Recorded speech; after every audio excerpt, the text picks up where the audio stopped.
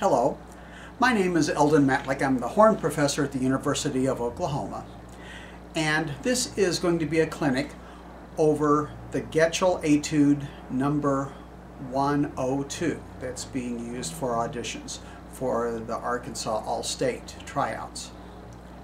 Allegro scherzando is what the marking is for this, and this is to be played fast and light. So it works better if you eventually think of it in one. However, start with a tempo that you can control and play this perfectly. Then you can gradually go faster and faster. And remember, always use a metronome. Be able to play it perfect, then move it up to where you want to have it. Now, as far as technique with this, you're going to have to use a very clear articulation. Now, what this means is that the tongue is more forward. The tip of the tongue should be touching the teeth, near the juncture of where the teeth and the gums meet.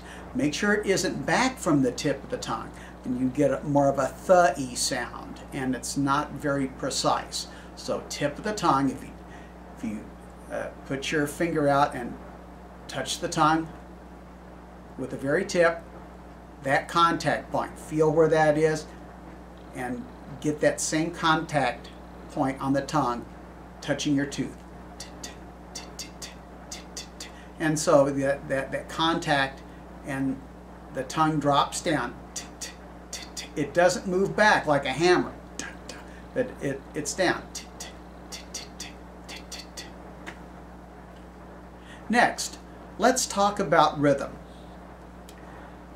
The biggest culprit in here is the dotted 8/16. This is the rhythm that is almost always misplayed.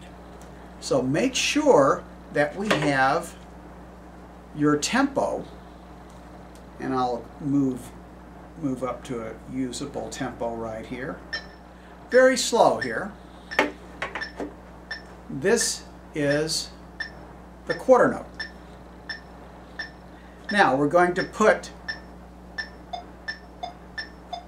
the eighth notes on. So when we have the dotted 8/16, the 16th is halfway in between the click.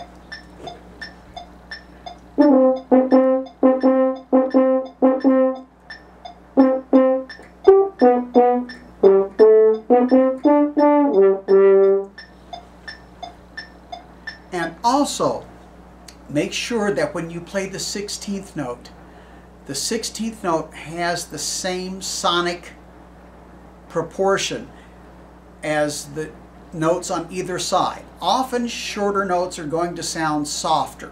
It's a matter of musical acoustics. So make sure as you play that the short notes have the same identity as the notes as the longer notes on either side. This also happens a little bit later when we have the two 16th notes. Yeah, make sure those have the same identity.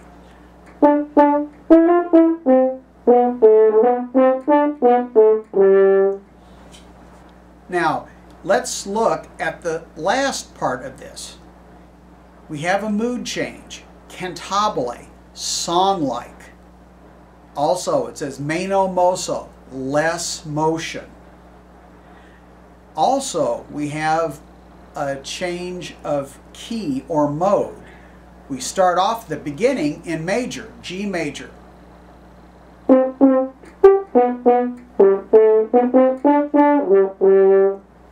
But now, they've used the parallel minor.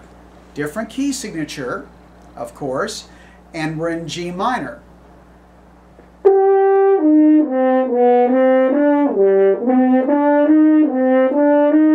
So forth like that. Now, breathing is a problem with this cantabile because there is really no good place to breathe. If you can make it all the way to the end of the 8th bar, that's great. It all depends how fast you're willing to play the cantabile, and how fast you're going to be able to play the beginning of it. But if you're unable to make all the way through to the full 8 bars, there are a couple of places that you can breathe, not only in this phrase but also in the next phrase that follows, is right after the quarter note.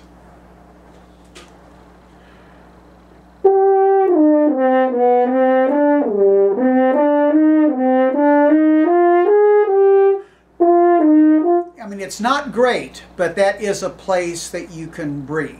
Likewise, 4 bars before the end, after the D.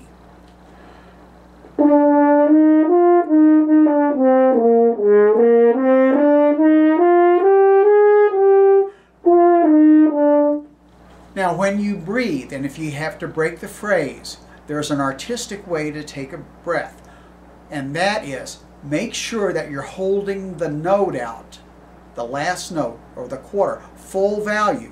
Yes, full value. Taper it at the very end. Don't cut it off, but taper. And then you're actually going to have more time to breathe. We want to avoid this.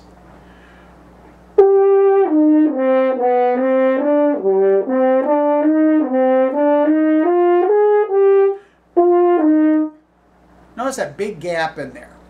Now, here's what happens when you hold it or sustain it and then taper it at the end.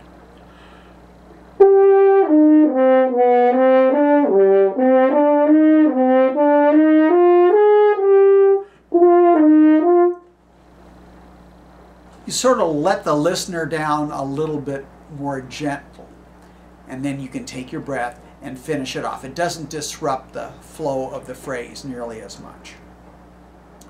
Finally, at the very end, where we go down to the G, we're starting our retard. Keep the volume up. Lower notes are going to sound softer. So as you go down on the retard, a slight crescendo. That's why a breath after that D may be a wise decision. But be careful as you go down. You don't let the embouchure or your set become wobbly or jello. Don't push your lips out like a fish, like that. Keep everything locked in and firm. If you need a little bit of extra help, you can slightly move the jaw a little bit more forward, just a little bit, and also make the tongue in your oral cavity really sink flat on the bottom of the oral cavity. Think very, very vertical. You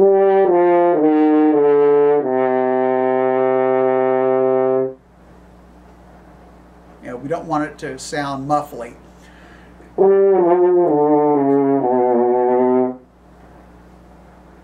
That's not a good sound. So keep everything nice and firm, especially the corners.